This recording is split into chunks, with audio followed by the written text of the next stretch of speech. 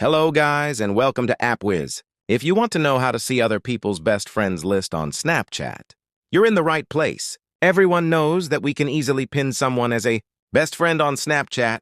Just tap and choose. Pin as your #1 best friend. Of course, you need Snapchat Plus for this feature, but yes, you can create your own best friends list easily. Now, what do we need to actually see someone else's best friends list on Snapchat? Do we have a solution? If we open our profile page in the top left corner and scroll down to the bottom to find My Friends, we can manage our friends from there. We can open their profile, view some information, and so on. But as you can see on this page, there is no option to view someone else's best friends.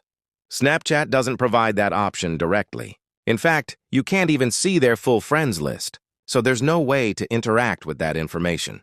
However, we can try tapping on the Add plus icon in the top right corner. This will open the Quick Add section. Quick Add is basically a suggestion list. People you may know, usually friends of your friends.